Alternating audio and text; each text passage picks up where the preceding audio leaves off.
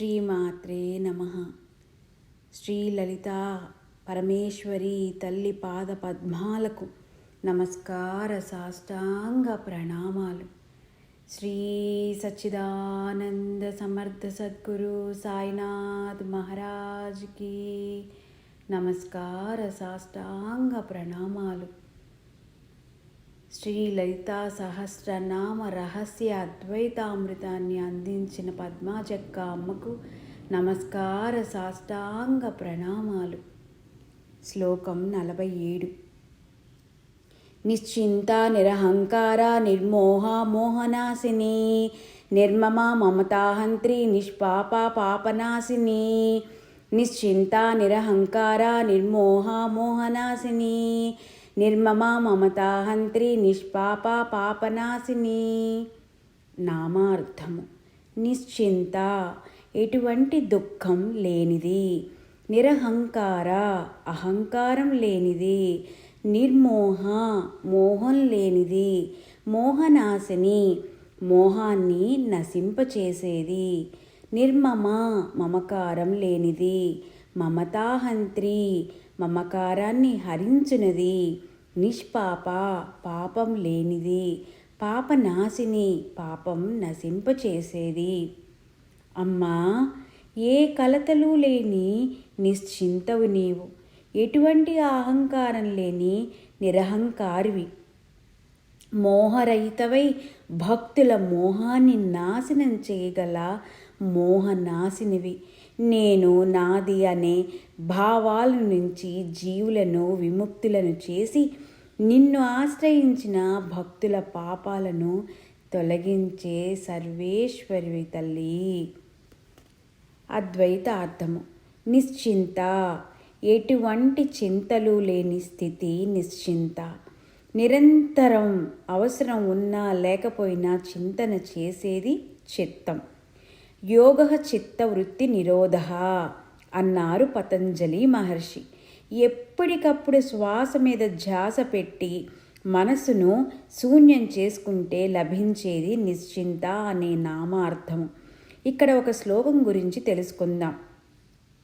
చితీ చింతా ద్వయోర్మధ్యే చింతాసైవ గరీయసి.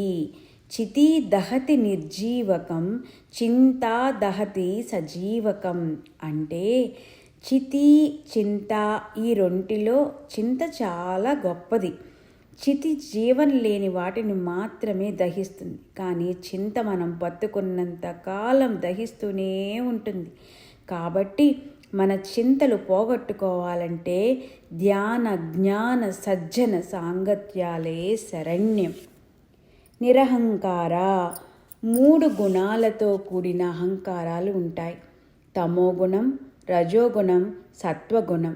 సాధన చేసి అనుభవపూర్వకమైన జ్ఞానం పొందటం ద్వారాగా నిరహంకార స్థితి వస్తుంది. అహం బ్రహ్మాస్మి, నేను దైవాన్ని. తత్వమసి, నీవు కూడా దైవానివే. అయమాత్మా బ్రహ్మ, అంటే ఈ ఆత్మే బ్రహ్మ. సర్వం కల్విదం బ్రహ్మ, అంటే ఈ సృష్టిలో ఉన్నదంతా బ్రహ్మే తప్ప మరేమీ కాదు.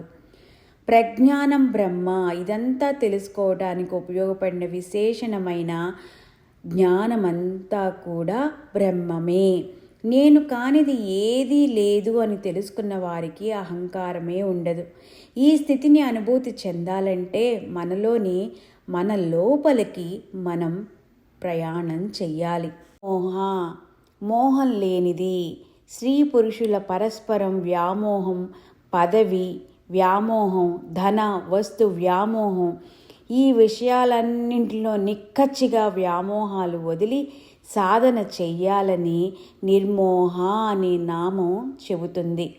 మోహనాశిని, 3 గుణాలు అనగా చింతలు, అహంకారాలు, మోహాలు కలిగిన మనస్తత్వం సాధకులలో ఉంటే తనలోని కుండల్ని శక్తినే జగన్మాతగా తలచి సాధన చేసినప్పుడే శక్తి ఉత్తేజమై ఈ మూడు గుణాలను నశింపచేస్తుంది అని మోహనాశిని నామం చెబుతుంది.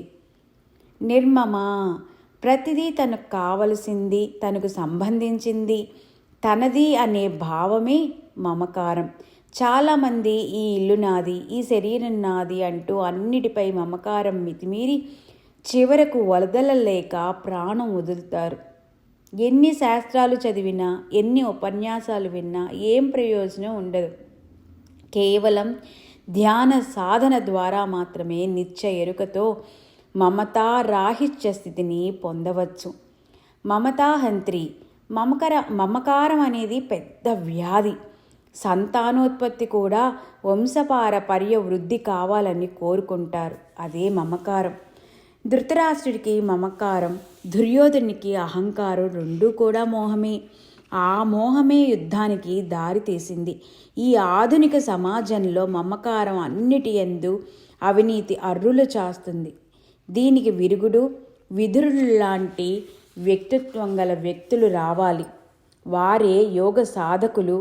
వారి యోగ సాధన ద్వారాగా మమకారాల్ని నశింపచేసుకుని కర్మ నివృత్తి కలుగుతుందని మమతాహంత్రి అనే నామం చెబుతుంది. నిష్పాప. మమకారాల వల్లే పాపాలు వస్తాయి. పరోపకారమే పుణ్యం. మనం ఇతర ప్రాణులను శారీరకంగా, మానసికంగా హింసిస్తే అదే పాపం. సాధకుడు అన్య విషయాలను వదిలి ఆత్మయందే ధ్యాస పెట్టి ధ్యానం చెయ్యాలని నిష్పాప అనే నామం చెబుతుంది. పాపనాశిని. శృతి విరుద్ధమైన కార్యాలు చేయకూడదు. దైవభక్తి, పాపభీతి ఎల్లప్పుడూ కలిగి ఉండాలి. ధర్మభావనతో కార్యాలు చేయాలి. అన్య విషయాలను వదిలి ఆత్మయందే ధ్యాస పెట్టి ధ్యానం చేయాలి. అందుకే యోగ కర్మసు కౌశలం అని భగవద్గీతలో భగవానుడు చెప్పారు. ఎప్పుడైతే యోగంలో ఉండి కర్మలు చేస్తామో ప్రతి పని కూడా నైపుణ్యవంతంగా ఉంటాయని, నిష్కామంగా కర్మ చేయటం వలన సాధకులలో ఇంతవరకు ఉన్న కర్మ బంధాలన్నీ నశిస్తాయి అని పాపనాశిని అనే నామం చెబుతుందని మనకి పద్మాజక్క అమ్మ మనకి వివరించారు. పద్మాజక్క అమ్మకు నమస్కార సాష్టాంగ ప్రణామాలు. శ్రీ సచ్చిదానంద సమర్థ సద్గురు సాయినాథ్ మహారాజ్కి నమస్కార సాష్టాంగ ప్రణామాలు. శ్రీ లలితా పరమేశ్వరి తల్లి పాద పద్మాలకు నమస్కార సాష్టాంగ ప్రణామాలు. శ్రీమాత్రే నమః. ఓం శాంతి శాంతి శాంతి.